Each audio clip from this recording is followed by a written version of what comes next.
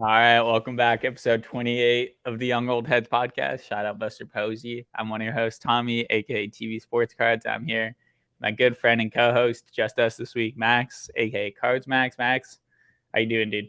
I'm doing great. Yeah, we had a couple good guests the last couple weeks. Make sure to check out those episodes, but it's just us. We're gonna just catch up, see what you've been up to. I know we haven't had a lot of time for some CardsMax catch up lately, so I'm excited to hear what you've been up to. I saw some bulk buying at card shows the last couple of weeks. You've been all over the place, Max. Can you maybe fill in the people the last few weekends, what you've been doing, what you've gotten yourself into a little bit? Yeah, sure. Predominantly, I've just been doing the usual of going to local shows and sometimes local stores. I've been buying and selling stuff on eBay. I've been trying to find the holes and niches. I've been enjoying basketball and baseball directly in terms of how we see that in relation to cards. And it's a good time for cards. Yeah, it's fun. I've been messing around a little bit with selling cards on eBay. I haven't really told you this, so I'm gonna get your live reaction here. I've been decided in the interest of liquidating some of cards that have just been sitting in my closet for a long time, not cards that I want to keep for my collection. I decided to do some 7-day auctions on eBay with my account, even though I don't have a ton of seller feedback, but this was just purely Tommy being bored, wanting even whatever amount of money these cards get me is good, so I won't be concerned. But we're doing some 7-day auctions just to stir the pot a little bit. Max, what are your thoughts as a seller? We haven't really checked in on Max's eBay selling theories in a little bit, so I feel like that's a good place to start. Yeah, I am definitely a man of controversy, and that doesn't get separated with my philosophies with eBay and eBay selling. I guess first question, what time did you list the items at? What day did he list the items at? And did you think that spending 10 cents to schedule your auction at a certain time is worthwhile? Um, I listed all my auctions at after 5 p.m. Central Time, so they will be ending relatively in the evening, wherever. The days were kind of sporadic. Did not schedule anything. Did not do much SEO research into which days are best. But my thought process was list at night, just because that's what I see generally, or like in the evening, and don't pay to promote, because the way I use eBay, and I think a lot of people use eBay this way, is they do auctions ending soonest with a name or a card. So as long as my titles were good or like accurate, I think that I'll get the eyeballs at the very least at the end, especially since I did 99-cent auctions, which are always fun to mess around with. But that was my theory, or like that was my thought process. What are your thoughts? My thought process is that I have thoughts on your thought process. I think evening's good. I think really any day is good. I mean, some people are pro Friday because it's a day that not everyone's focused about going to work the next day, but some people are anti Friday because it's a lot of people going out. Monday, for whatever reason, and Sunday are like universally accepted strong days. Couldn't tell you why. That's all theory. I do think optimizing titles and good pictures, which I don't mean to chastise you, your pictures aren't good sometimes. And I think that's half the key into making sure that your item at least reaches part of market value. Out of curiosity, what are you doing with the Jordan Spieth green, Topps Chrome? Jordan Spieth green is still on eBay 450. Buy it now. My thought process with that card is that I do not mind holding it, because I'm of the opinion that there's a good shot he gets the career Grand Slam, which he would have to win the Masters, or not the Masters.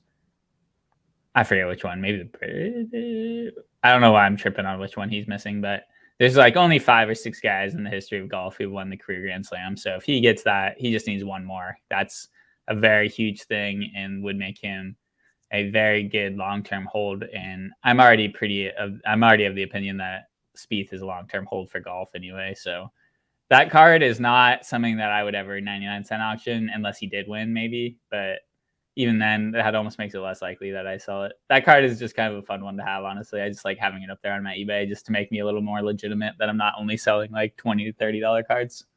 No, I approve of the card. It's a great card. I think you have a good mindset with the card, especially considering that enjoying it is primary and other ulterior motives are secondary and tertiary. I think with the lower end stuff, there's naturally more volatility, especially the more niche you get. Like if I auction a Tom Brady Topps Chrome Mini 2015 Blue Diamonds parallel, and half of the people that want it aren't looking for an auction of that, and it's not a crazy parallel, but it's still rare, then odds are you're going to end lower than your more recent buy it now or best offer accepted listing. But on the converse, if you're doing Devin Booker Prism PSA 10s, which is my favorite example for every card right now, I it's got gonna a it's gonna end at $200 no matter what, pretty much. yeah, I got an SGA Optic Shock raw that I posted 99 cent auction just because he's had a hot start to the year. That card's probably worth $10 anyway, so it's not that big of a deal. But Really, maybe I sold a PSA 9 of that for like $65, I think. yeah, that's why like it could go It's a anywhere 9. between $10 and $40. I figure my odds of getting above the lowest comp as someone on eBay who doesn't sell a ton are low if I do a buy it now, but they're pretty decent if I do a 99 cent auction, get a few bidders going out against each other. He has a big game. I am auctioning like a base Steph rookie card that I am in the know that I will find another one of these in the future when I have a little bit more flexibility with my finances. So I'm just going to auction it off, get as much money as I can get back on it. And I did buy a few cards, so they're more like just continuing to pay off my spending as opposed to trying to make profit, you know? Yes. I will say, incidentally, I had a 2:10 a.m. buy last night from former guest on the pod, Playboy Cards. I was snooping on his eBay. He has his eBay page in his Twitter bio, and I'm just snooping around his page, and I'm like, oh, that's a cool SGA card. That's a cool Shai Gilgeous-Alexander card. I didn't see he posted it on Twitter yet, and I just went into his DMs. I'm like, what's the friends and family price on this for, no fees or anything? And he's like 185, and I'm like, sold. Like, Damn. bought it, transacted, gonna come in my way starting Monday. And I just thought that was fun, given that SGA is a fun player, and that, oh, I might as well buy from someone that I know. Yeah. Shout out Max's dog. Shout out SGA. Shout out Ryan, Playboy Cards. He's a great former guest. Make sure to check that episode out if you've only recently started listening. He has a really cool experience in the hobby and does cool stuff. We have such a strong list of guests. We have such an all-star team of guests.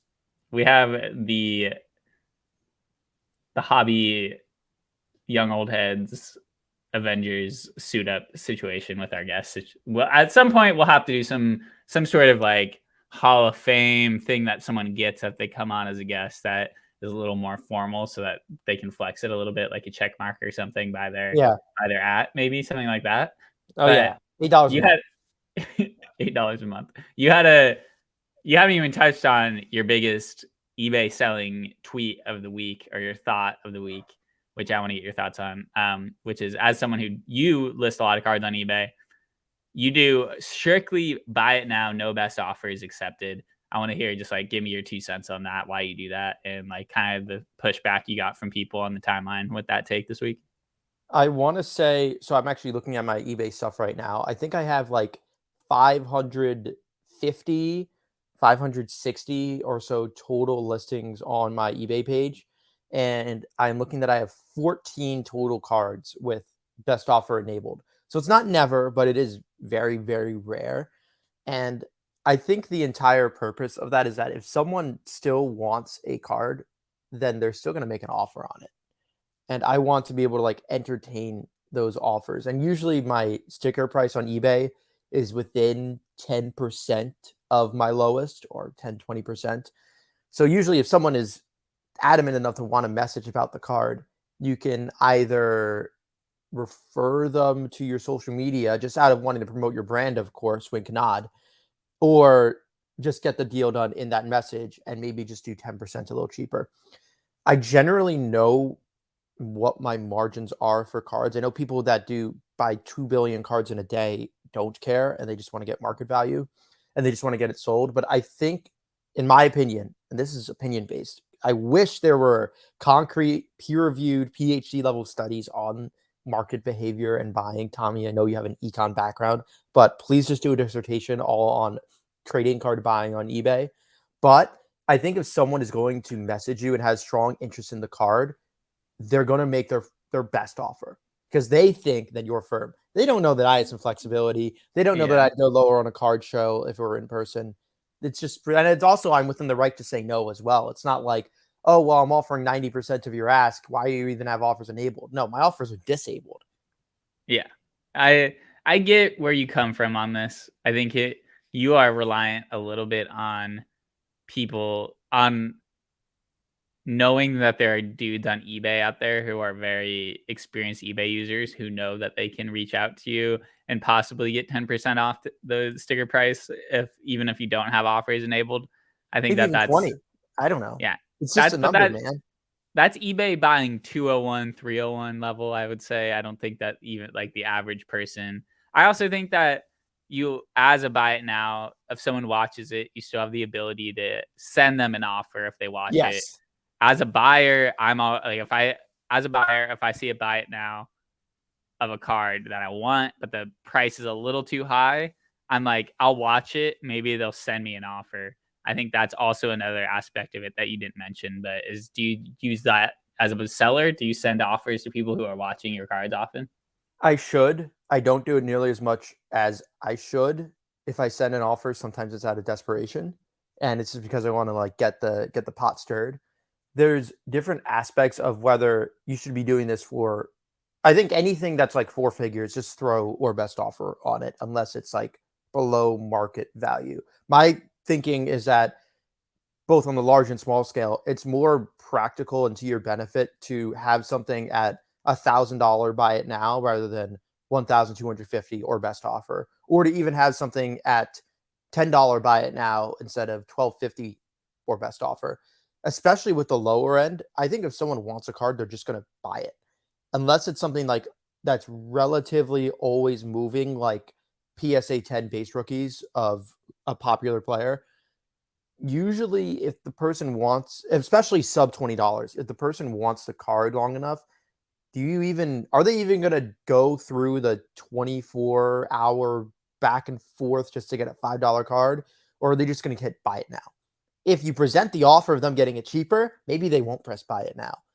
But if you're just at buy it now and you seem non-negotiable, there's several times, even myself, where I see a cool card, I see it's at buy it now, or even I see it's at our best offer and I recognize I'm going to get it maybe $3 cheaper or $5 cheaper. I'll just slam bin. I'll get it guaranteed to me, and that someone else isn't going to swoop in and take it. And I get the instant gratification, which in our dopamine fried generation and world is something to factor. We are all about dopamine. I think we do a good job on this podcast of keeping our content very evergreen. Like someone could listen to this pretty much whenever and get a good idea of how you think about selling cards on eBay. If they were thinking about selling cards on eBay, they would be able to take in what you're saying, what I'm saying, make their own judgments. But there has been a lot of the sky is falling with the economy, crypto's dying. Have you noticed just anecdotally your own sales? Have you been seeing higher volume, lower volume of sales in any particular range of card value, or you've been seeing pretty much status quo on your end? I think the biggest thing is that the amount of sales you have is directly proportional to the amount of listings that you have, and ergo the amount of listings that you can get per day or per week or in a given time frame. I have been a little bit, I'd say up until the past few weeks, I've been a little bit slower on getting listings. I noticed that I went 10 days without getting any listings up, and I'm like, ooh, that's kind of slow for me. And I try to get 50 to 100-ish cards uploaded in a batch. It's just anecdotally, it's been a slower week or two, but I don't think that has to do with the market. I- In addition, I guess when you are listing items on eBay, like if you upload like 50 or 75 items, like sometimes you just get items bought in like an hour after you upload, and that just makes you feel like a huge giga genius. Yes. Pardon my language, but a huge giga genius. And it makes you feel like, wow, that $1 pickup at the dollar bin, that was great by me, and I priced it right, and I found a buyer immediately.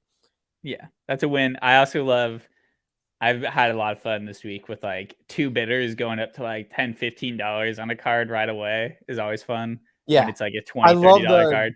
I love the release of getting a new bidder. Yeah, that's a great. And speaking of dopamine, that's great. Also speaking of dopamine, speaking of a little bit of something that we haven't talked about too deeply on the podcast, but I work for this technology company, Ludex, this week, and Take a shot.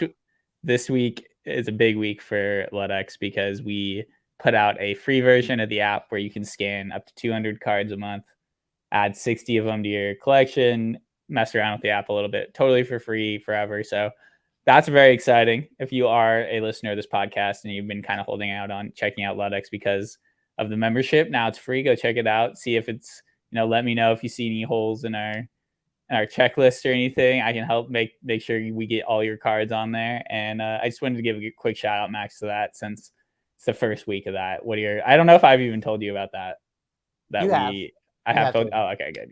You have Just told me. wanted, So let's but the whole podcast announcement is now out there for that. yeah. At least giving my candid and truthful application use of Ludex, especially when relevant, because we're talking about eBay uploading right now. There Yeah, are times where I have no idea where a card is from. My knowledge gap is especially bad in like 90s to 2000s, and just being able to like instantly get a year or a set. Sometimes there's some wacky aspects that are a little bit incorrect, like the parallel information is sometimes wrong, but yeah, it can at least ID the year and the set name, and that's a big step, at least for me, rather than go looking at the back of the card, looking at the copyright date, typing that year in, typing that player in, and then typing the card number in, and then maybe finding another listing that has enough of the identifiable terms that I need. So yeah. Ludex has been good. Shout out that. I love that you have applications for it. There will soon be some integrations with eBay too for like members that pay a little bit. You're gonna be able to like quickly list stuff from Ludex to eBay, which will be pretty cool. We have a lot of cool stuff that we've been working on. But Something that as I should have used Ludex for this weekend. I was buying some cards this weekend. I was buying like a big, 2 row or 3 row box, and it was all 90s basketball, and they were all stickered at like $5 to $10 each, and that's just a black hole of my information. I'm like, if you give me like 2010s baseball, I will be able to like assert whether that's a $2 to $3 card or a $5 card or maybe a little bit higher without really having to check. But 90s basketball, late 90s basketball, non-rookie cards, some insert, some not, completely had no idea what I was looking at.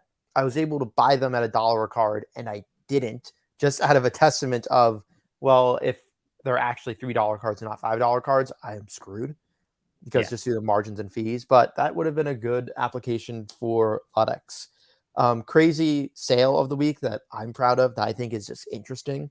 I found an AJ Green blue scope out of 99 from 2018 Prism in a value box. It was stickered at $1. I probably got it at about 70 cents.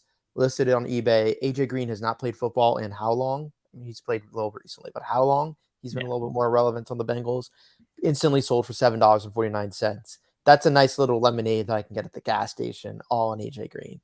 That's hype. I also, in the spirit of selling, I also am putting together something this week or this weekend that I know you've never done as a seller, and it's something that was like a new experience for me, which was I put together a submission for COMC. So I'm going to send 167 cards to COMC just kind of as a let's see what happens with it. These are cards that I probably would never get around to listing on eBay, just because I don't do like eBay PWE like you do at volume or anything. So I was like, whatever, let's try this out. I know that there's some listeners of the pod who are big fans of COMC selling, and I've recently started dabbling with buying, and I talked about that a little bit on previous episodes. But I was like, you know what? I need to clear some space in my apartment. I'm gonna send off a bunch of these like parallels, numbered stuff. My theories on my submission were like anything $5 to $15, $20 that is like a cool parallel or a numbered card of a star or like a rookie of a guy that could at some point pop off, and like it'd be nice to have that listed at $5 on COMC when he does pop off so that I could get that money instead of having to like play um be reactive to it instead of trying to be a little proactive with that. I think that's a thought, like an economic theory I've been thinking about a little bit more with cards, which is like the person who wins is often the person who has the card listed when the big moment happens, and not the person who lists their card after the big moment happens. You know what I mean, Max?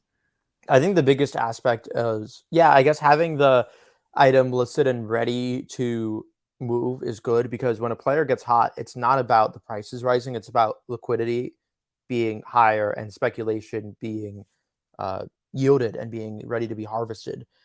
And the big problem with people listing after the big thing happens is that they want above the market price, which is fine. Everyone's entitled to list at whatever they desire.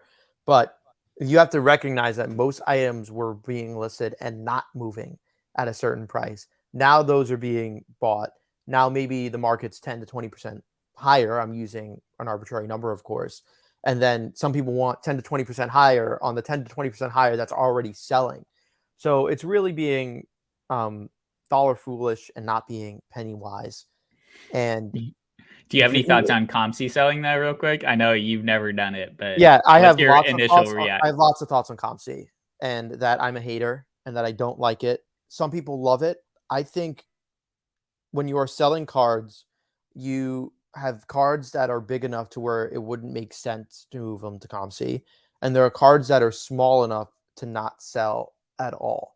The cards that aren't smart, that are small enough to not sell at all, don't suddenly get sold at COMC. You have to be very particular about what item you want, both because you could just be having it sitting at COMC and because you're fronting the 25-cent per card 50, ingestion. 50 cent per 50 card. cent ingestion per card. But all right, can I do counter argument to that? Which is Counter. I'm sending cards that I think personally are like collectible cards. So that like What is your dollar range that you're sending out? Like $3 to $15, $20. And the Yeah. reason why I'm okay sending cards as low as $3 is because these are cards that I literally probably would never liquidate in any capacity without sending I them think to COMC. $3 is actually the perfect valuation, unless you're Yeah. stack selling on Twitter or doing a big bulk liquidation deal where you're not going to get the full value of the item. I think $3 and maybe sub $5 is if it's a $3 card that's legitimately $3 and can sell at $3. Yeah, that's probably where you're maximizing your dollar. I'm also impatient in that I recognize that if you don't have a new product release, COMC is going to take a while in order to make sure your item is ingested and then ready to sell. For items that are $5 to $15, give or take, I just don't want to be giving it to COMC. I don't want to be having slightly higher fees and giving it to a smaller audience. Yeah. I'd rather just list it myself, not have to wait, and also have the card at my disposal to do whatever I want. I don't have it at the mercy of someone else's possession. Yeah, that's fair. I also, another like thought process behind me sending cards into COMC is that I kind of just want to have some mess around on COMC money for myself. So it's like, all right, I'm going to pay $80 to get these cards ingested into COMC. I might get, let's throw out a number like $500 in COMC credit out of these cards. That's not necessarily 500 profit dollars or whatever, even minus whatever the that's just $500 back. Yeah, that's just money that is in COMC that then I can spend on COMC cards. So it's not like I'm taking that money out of COMC and then like taking that as a profit or whatever. I think if you are someone who's selling cards to make money, it would be way more of a process to send cards to COMC, sell those cards, have your COMC money accumulate, and then have to take that money out of COMC where you get all the, everything. I think that whole process is different than the process I'm going through of like sending cards to COMC, hoping that those cards sell at COMC, then using that credit back into COMC as opposed to taking it out, What I do think is very smart that I know one person who does this, who I know in person. I don't know them in social media, but they will send their items to COMC. They will sell most of it on COMC. They will buy a card on COMC so that they are not getting, and because you're being paid in COMC credits, you're not being paid in dollars unless you want to be paid in dollars. You buy the item on COMC because I don't know the fees at the top of my head, but I know you get a 10% cut You get a 5% consignment cut that goes to COMC, and then you get a 10% cash cut if you transfer it to cash, plus any other goods and services fees. But I think in essence, it's 15%, but it's 5% if you get that back set as an item. And let's say you spend all your COMC credits on a high-end card, and then you get that shipped back to you. You're really getting 95% of your completed sale. And then if you sell it offline, another wink nod, you're not getting a 1099 from eBay and PayPal, and you're able to be more sleuthy in Yeah. how you're doing your cards. I don't do that. I I don't had do that that. thought, dude. I had that But thought when I was but looking at it. I was like, but that also would be like a good way of but doing also it. full disclosure, like let's say you don't even sell the card. Let's say you're able to flip your COMC credit into a 1952 mantle. You're being paid in COMC credit. That's not reportable income to the IRS. You're getting your 52 mantle. That's you only are supposed to pay tax on it once you sell it and you realize any gain that you had on it. So Yeah. even if you're just saying buying the big card just to sell and then report your taxes as you should, not financial advice, even if you're just consolidating it into a bigger card, not having any tax implications from all the buys and the sells that you've had on COMC because it's being COMC credit instead of cash is important. And it's not cash until you convert it to cash. Yeah. I think you brought up a lot of good nuances in COMC that I was having kind of without a good time, without it like a good way of expressing those thoughts. But I'm glad you brought those points up because the COMC credit loophole is a big loophole and one that I've been thinking about because I'm in essence like going to be consolidating 167 cards into like maybe 10 to 20 cards.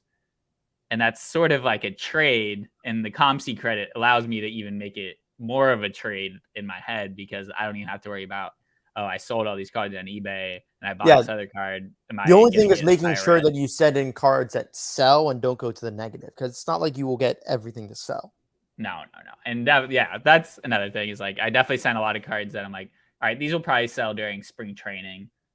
Like, I'm not sending cards that I would be like, oh, I wish these were listed right now because I know it's going to take a few months to get these all up there and whatever. But I was impressed that COMC's whole process is just, hey, how many cards are you sending us?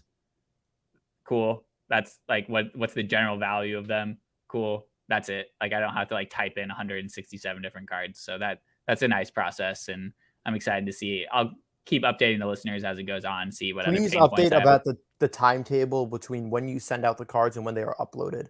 Because again, Yeah. part of my apprehension about COMC has been the horror stories of them taking eons to ship their items, as well as them taking several weeks to upload them if they're not a new release. Speaking of Yeah. updates, small update on my end. I sent the LeBron Fleer 2003 Fleer Focus printing plate to PSA along with the 2012 Mike Trout printing plate to Let's PSA. go. I sent them both. I had a research and identification hold on my account for like a week.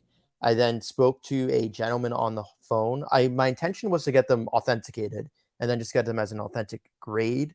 But I think one of the nuances is that because they're printing plates, I can't just by default have them listed as authentic, and that I might be subjected to just getting a numerical grade on the plate if they deem it as authentic. So it's a two-part process. It's they have to authenticate that the plate is legit, and then they also don't listen to numerical grades, but then they might grade the plate itself. And part of why I had a hold on my account was, well, one, they had to disregard that my preference would be listened to, which I'm like, okay, fine, don't listen to my sticky note on the printing plates. But the process is different if you have a sticker on the back of the printing plate or not. Like the Trout has on the back of the printing plate, like most Topps printing plates, it says, congratulations, you just won a 1 of 1 printing plate from 2012 Top Series 1. And that sticker's on the back. But on the 2003 LeBron printing plate, there is no sticker or identification on the back. Part of why I sent it out was to confirm to PSA that it is a legitimate item because there's nothing indicating from Fleer that it is a Fleer printing plate. Otherwise, that it just looks like a Fleer printing plate and there's nothing to counterfeit on it. That I'm assuming it's not counterfeit. But my other orders are going a little bit quicker. My bulk orders in QA1 that I sent at the same time at the beginning of the month.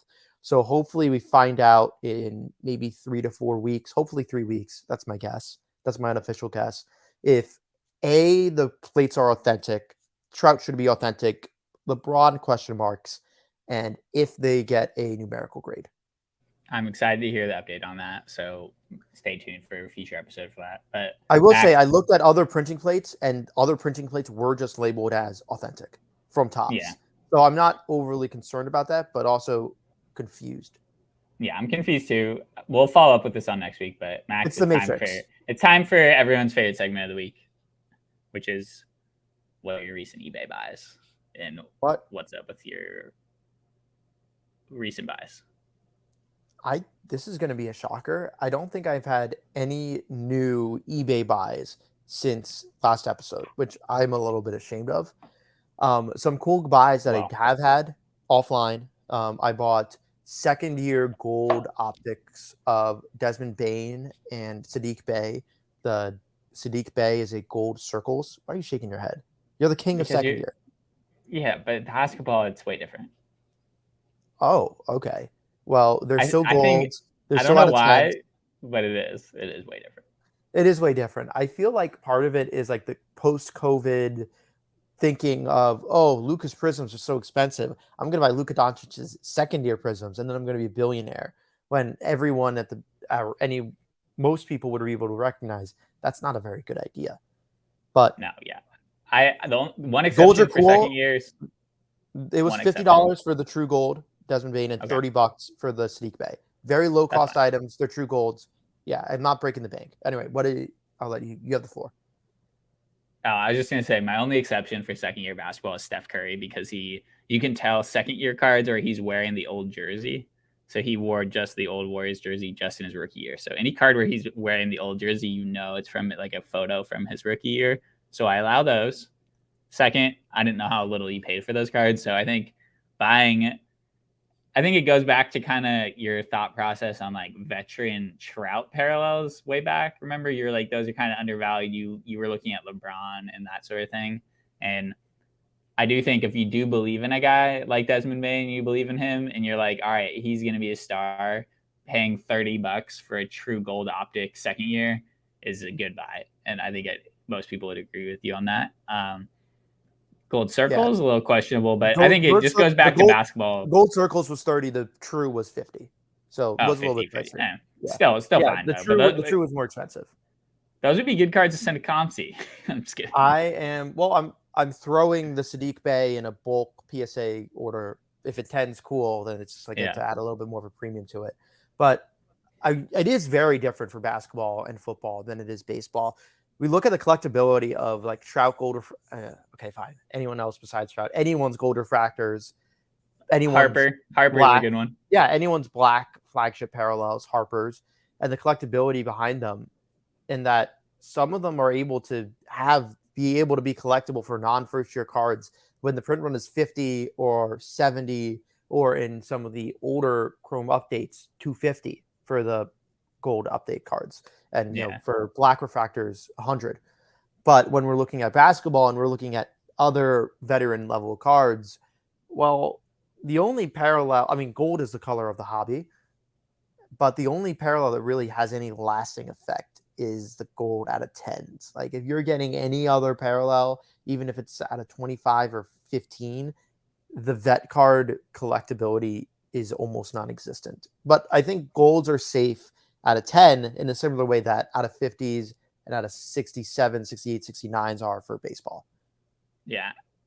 I think this goes back way to like something we talked way back about, which is like no one is collecting full print runs of like LeBron optic golds. And if they are, that's kind of an unattainable goal for anyone.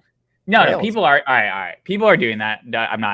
People are doing that, but not to the extent they are in baseball, where like I see a lot of guys who do collecting projects that are like, here's all the flagship golds of my boy Matt's cards, who does all the David Wright cards. He has like all the David Wright golds. He has all the Pete Alonso golds.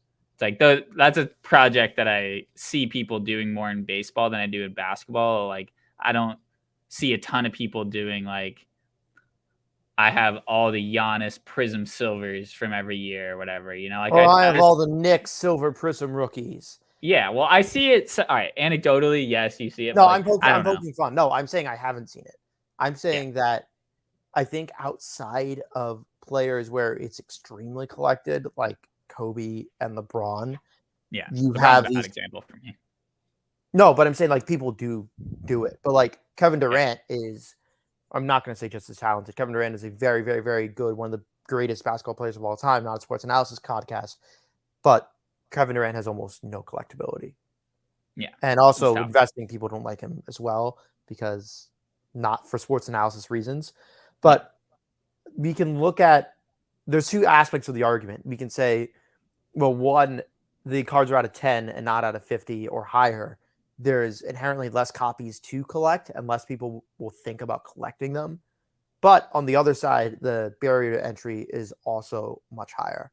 And yeah, my solution is that I have a Steph Curry gold Prisms draft picks out of 10 that isn't very valuable relative to the actual Prism goals, but it's still a gold Prism out of 10. And yeah, that fills that desire of saying, yeah, I have a Steph Curry gold Prism. I'm very notable. yeah. I think in general, my theory is basketball. People care a lot more about the ultra rare stuff than in baseball. Baseball, there's a lot of contentness with like, oh, this is a gold out of 50. There's 50 of them. That is significantly less rare than the optic golds, or like the fact that we talked way back about why logo man baseball cards aren't as like crazy, don't hold as crazy of a premium as basketball logo mans do.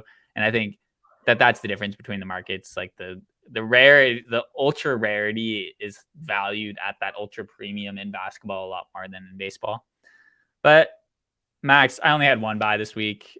Well, I talked about my Pujols gold rookie cup last week, I think, but I don't know. I just posted on Instagram my Ichiro and my Pujols gold cups next to each other.